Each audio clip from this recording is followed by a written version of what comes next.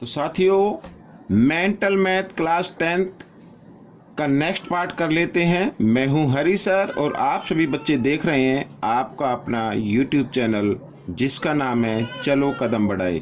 जो बच्चे हिंदी मीडियम में पढ़ते हैं उनके लिए अलग से चैनल है जिसका नाम है maths with Hari sir. YouTube पर आप सर्च बार में मैथ्स विद हरी सर लिखिए और मेरा चैनल आ जाएगा। आइए करना शुरू करते हैं। तो बच्चों, यहाँ पर मेंटल मैथ का हम करने वाले हैं क्वेश्चन नंबर 11 और यहाँ पर ये रहा क्वेश्चन नंबर 11। ये देखिए, तो क्वेश्चन नंबर 11 कर लेते हैं। क्या कहता है question? Find the area of triangle. Triangle का एरिया फाइंड आउट करना है। Formed by the coordinate axis and the line. कहने का मतलब है कि दोनों एक्सिस पर जो ट्रायंगल का एरिया बन रहा है, दोनों एक्सिस पर वो एरिया में फाइंड आउट करना है। ट्रायंगल की जो साइड है, लाइन है, वो दोनों एक्सिस पर गई हुई है, जैसे यहाँ पर और ये इस तरीके से। तो इधर भी है और इधर भी है, ठीक है। तो इस तरीके से कोई ट्रायंगल बनेगा, वो उसका हमें एरिया फाइंड आउट करना है। अब बच्चों, यहाँ पर मान लीजिए अगर एक्स एक्सिस पर है, ठीक है, तो इसका मतलब वाई क्या होगा? 0 होगा, ठीक है। तो एक्स की वैल्यू क्या होगी यहाँ पर? यानी कि अगर एक्स की वैल्यू 6 आ गई। अगर वाई एक्सिस पर है, तो उसका मतलब x की वैल्यू क्या होगी? 0 होगी। तो यहाँ पर y की वैल्यू भी क्या आ जाएगी? 6 आ जाएगी। यानी x भी 6 है और y भी 6 रहेगा।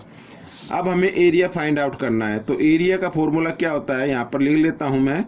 एरिया ऑफ ट्रायंगल होता है 1/2 बेस इंटू हाइट। तो बेस इंटू हाइट, तो 1/2 और बेस है बच्चों 6 और हाइट भी 6 रहेगी। यहाँ पर ये 6 है तो ये भी 6 होगा, ठीक है। तो 2 से डिवाइड कर देते, 2 1 जा 2, 2 3 जा 6, 6 3 जा 18। तो 18 यहाँ पर सेंटीमीटर वगैरह कुछ नहीं है, तो इसको यूनिट स्क्वायर डाल दीजिए इस तरीके से। तो ये क्वेश्चन आपका हो गया। सेकंड पार्ट भी कुछ हमें इस तरीके से ही करना है। तो दोनों एक्सिस पर है, तो इसका मतलब y को एक बार 0 ले लीजिए। यहाँ पर मैं आपको बताता हूँ x/a और प्लस यहाँ पर 0 होगा तो इक्वल 1 आएगा। कहने का मतलब ये है कि अगर x की वैल्यू निकालें, ये इधर डिवाइड की फॉर्म में, इधर आकर ये मल्टीप्लाई की फॉर्म में आ जाए तो x इक्वल a आएगा। और इसी प्रकार y इक्वल क्या आ जाएगा बच्चों? b आ जाएगा। ठीक है, y की भी वैल्यू जब निकालेंगे तो y भी क्या आ जाएगा? b के इक्वल आ जाएगा, क्योंकि y एक्सिस पर होगा तो x क्या होगा? 0 होगा, ठीक है।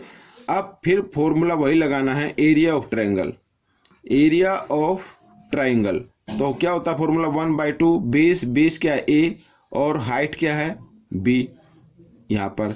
तो ये आपका आंसर आ गया। और इसको आप चाहे तो लिख सकते हैं, स्क्वायर यूनिट भी लिख सकते हैं इस तरीके से यहाँ पर, और या फिर आप लिख सकते हैं यूनिट स्क्वायर, ठीक है। दोनों ही ठीक है बच्चों। ये आपका आंसर आ गया। आइए करते हैं नेक्स्ट क्वेश्चन। अब नेक्स्ट क्वेश्चन तो बड़ा इजी है। यहाँ पर लिखा 2x + 3y = 0 and 4x - 3y = 0, then find the value of x + y। अब आपको इसको सोल्व करने की जरूरत नहीं, मैं आपको बताता हूँ। अगर यहाँ पर देखो a1 b1 c1 0 है, c2 भी 0 है। अगर c वाले पद जो होते हैं वो 0 आते हैं तो इसका मतलब x और जो y की वैल्यू होगी वो 0 ही आएगी, ठीक है ना। x और अब मैं आपको करके दिखाता हूँ, देखो कैसे। एक छोटा सा हिंट देता हूं मैं।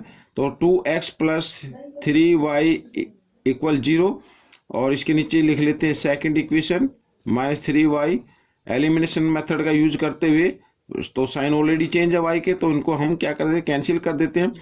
अब यहाँ पर 4x और 2x 6x = 0। अगर x की वैल्यू निकाले तो 0/6 यानी क्या आएगी? 0 आ जाएगी। तो अब आपको सिर्फ एक ही ध्यान देना है, अगर c1 और c2 0 है तो इसका मतलब x की वैल्यू भी क्या होगी? 0 होगी और y की वैल्यू भी क्या होगी? 0 होगी। अगर हम 0 को 0 में प्लस करें, जैसा कि पूछा है इसमें x + y की वैल्यू, तो ये x है ये y है, तो 0 ही आएगा। तो इसका आंसर क्या होगा बच्चों? 0 होगा, ठीक है। आइए करते हैं नेक्स्ट क्वेश्चन यहाँ पर। तो ये क्वेश्चन भी कुछ इसी तरीके से है, ठीक है। यहाँ पर भी √5x + √7y और इक्वल 0, और यहाँ पर भी √3x माइनस √2y इक्वल 0।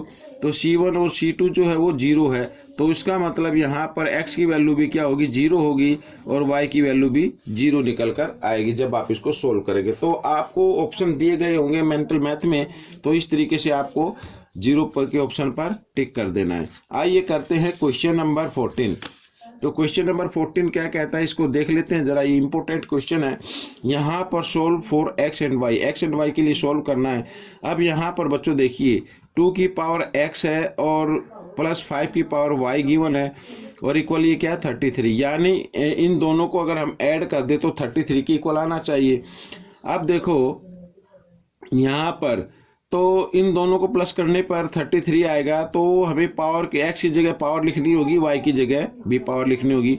अगर हम x की जगह बच्चों लिख दे 3, तो यहाँ पर 2 की पावर क्या हो जाएगी, 3 हो जाएगी, और प्लस, और y की जगह यहाँ पर बच्चों ले ले 2, तो इसका मतलब 5 की पावर क्या हो जाएगी, 2 हो जाएगी। अब 2 को 3 टाइम्स मल्टीप्लाई करें तो 8 आता है, और 5 को 2 टाइम्स मल्टीप्लाई करेंगे तो क्या आएगा, 25 आएगा।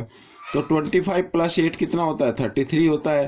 तो बच्चों इसका मतलब क्या हुआ, x और y की जो वैल्यू निकल कर आई है वो 3 और 2 है। ठीक है, इस तरीके से क्वेश्चन सोल्व हो गया। आइए करते हैं लास्ट क्वेश्चन। तो यहाँ पर बच्चों देखो √a(x) minus √b(y) equal b minus a। यहाँ पर आपको थोड़ी करेक्शन करनी पड़ेगी। जो आपका इंग्लिश मीडियम का मेंटल मैथ है उसमें 0 दिया हुआ है, वो मिस प्रिंट है, तो 0 की जगह आप क्या लिखेंगे, b माइनस a। ठीक है, और सेकंड इक्वेशन भी मैं यहाँ पर लिख लेता हूँ। इस सेकंड इक्वेशन होगी तो माइनस b(x) सॉरी माइनस नहीं, √b(x) माइनस √a(y) और इक्वल 0। ये तो 0 ही रहेगा। अब जब ये आपको देखना है x और y के कोफिशिएंट इंटरचेंज हो दोनों इक्वेशन में, यहाँ पर √a है, यहाँ पर √b है। ठीक है, तो आप क्रॉस मल्टीप्लाई से कर सकते हैं इस तरीके की क्वेश्चन। आइए करना शुरू करते हैं। और क्रॉस मल्टीप्लाई में यहाँ पर देखिए x, ये y बच्चों यहाँ पर ये माइनस y ले लेते हैं, और इधर ये क्योंकि इक्वल के साइन से इधर है ये c वाला टर्म। ठीक है, तो हम क्या करेंगे, -1 लेंगे। अगर ये c वाला टर्म इक्वल के साइन से इधर होता लेफ्ट हैंड साइड में, तो फिर हम +1 लेते। ठीक है, ये याद रखना। अब यहाँ पर बच्चों ये फॉर्मूला तो आपको याद हो गई, तो मैं सीधा करा देता हूँ। तो यहाँ पर क्या आता है बच्चों, देखो मैं एक चीज यहाँ पे छोटी सी बताता हूँ। b1 से शुरू होता है, b1 और फिर c1 c2। ठीक है, इस तरीके से फिर यहाँ पर a1 a2 और फिर b1 b2 इस तरीके से। तो यहाँ पर इस तरीके से क्रॉस मल्टीप्लाई चलेगी। तो b2 को c1 से करना है, और b2 यहाँ पर है बच्चों ये रहा। ठीक है, और इसको करना है c1 से। यहाँ पर ले लेते हैं ये b2, देखो a1 b1 और c1। ठीक है, यहाँ पर मैं छोटा सा लिख देता हूँ, ये a1 a2 सॉरी b1, ये b1 है और ये c1 है। यहाँ पर ये a2, ये b2 और ये c2। ठीक है, इस तरीके से। तो b2 को किससे करना है, c1 से करना है। अब b2 ये रहा, ठीक है, और c1 ये रहा। या फिर आप ऐसा भी कर सकते हैं, b1 को c2 से कर लीजिए पहले, कोई दिक्कत नहीं है। b1 को c2 से कर लेते हैं। अब यहाँ पर बच्चों ये देखो -√b ये है, इसको मल्टीप्लाई करना है किससे, b1 को c2 से। c2 क्या 0 है, 0 से करते हैं। इसको ब्रैकेट में डालना है, माइनस का साइन लगाना है, फिर एक और ब्रैकेट डालना है। अब b2 को करना है c1 से। b2 क्या है, ये रहा, तो यहाँ पर -√a आ जाएगा इस तरीके से।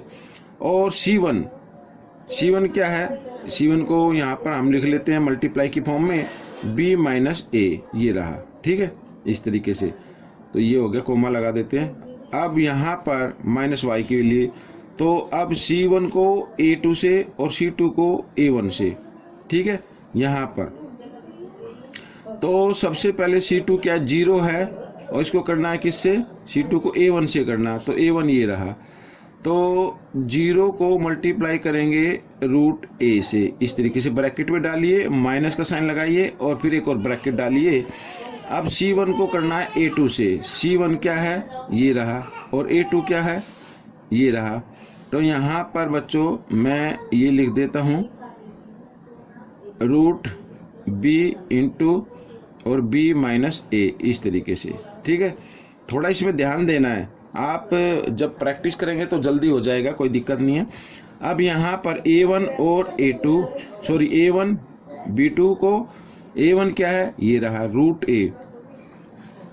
रूट ए लिख लेते हैं। इसको मल्टीप्लाई करना है किससे, a1 को b2 से करना है, तो माइनस रूट ए है यहाँ पर। ठीक है, इस तरीके से, और ब्रैकेट में डालिए, माइनस का साइन लगाइए, फिर एक और ब्रैकेट डालिए। अब क्या करना है, यहाँ पर a2 को, ठीक है, a2 को किससे करना है, b1 से करना है, ये रहा यहाँ पर, तो रूट b और यहाँ पर मल्टीप्लाई और माइनस रूट b आ जाएगा, इस तरीके से। ठीक है, ये आ गया। अब जीरो को हटा देते हैं, क्योंकि किसी भी नंबर की मल्टीप्लाई जीरो से करते हैं तो जीरो आ जाता है, इसको हटा दीजिए। यहाँ पर ये माइनस माइनस प्लस हो जाएगा। तो कहने का मतलब है अगर x की वैल्यू निकालेंगे तो यहाँ पे रूट ए, ठीक है, क्योंकि प्लस हो गया, माइनस माइनस प्लस हो गया, और यहाँ पर ये b माइनस ए, इस तरीके से। इसको मैं ब्रैकेट में डाल लेता हूँ। अब ये माइनस वाई की वैल्यू यहाँ पर, अब ये भी जीरो से मल्टीप्लाई हो रही है तो इसको भी हटा दीजिए। और यहाँ पर बच्चों क्या लिखना है, ये माइनस का साइन है तो माइनस रूट बी आ जाएगा इधर, और ये ब्रैकेट में b माइनस ए आ जाएगा, इस तरीके से। ठीक है, इसको भी ब्रैकेट में डाल लेते हैं छोटे में। और यहाँ पर देखो रूट ए को रूट ए से मल्टीप्लाई करना है, ये माइनस है, ये प्लस है, माइनस प्लस माइनस होते हैं तो ऊपर -1 रहेगा, और यहाँ पे माइनस ए आ जाएगा बच्चों, इस तरीके से। ठीक है, और यहाँ पर ये रूट बी को रूट बी से मल्टीप्लाई करें तो b आ जाएगा, और माइनस माइनस क्या हो जाएगा, प्लस हो जाएगा ये। ठीक है, अब क्या करना है आपको, एक बार x1 लेना है ये वाला, और एक बार y और ये c वाला टर्म लेना है, यानी 1 वाला। ठीक है, इस तरीके से। तो यहाँ पर ये मैंने ले लिया b माइनस ए और इक्वल -1, यहाँ पर माइनस ए प्लस बी। अब देखो बच्चों, माइनस ए, ये माइनस ए, ठीक है, और ये प्लस बी दोनों सेम है, इनको बेशक हटा दीजिए। ये मैंने कई बार बताया था कि दोनों के डिनोमिनेटर अगर सेम हो तो उनको हटा देते हैं, कोई दिक्कत नहीं है। तो अब यहाँ पर अगर x की वैल्यू निकालें हम, तो x इक्वल रूट ए को इधर -1 से मल्टीप्लाई करेंगे तो माइनस रूट ए आ जाएगा। तो ये x की वैल्यू आ गई। आइए अब इधर निकाल लेते हैं, तो माइनस वाई और यहाँ पर माइनस रूट बी, ठीक है, और माइनस से माइनस का साइन हटा दीजिए, कोई दिक्कत नहीं है, और यहाँ पर आएगा b माइनस ए, और इधर -1 और माइनस ए प्लस बी। तो इसमें भी वही है, ठीक है, सेम डिनोमिनेटर हटा दीजिए, कोई दिक्कत नहीं है। और y की वैल्यू निकालेंगे तो रूट b को जब क्रॉस मल्टीप्लाई करेंगे तो माइनस का साइन है तो माइनस रूट b आ जाएगा।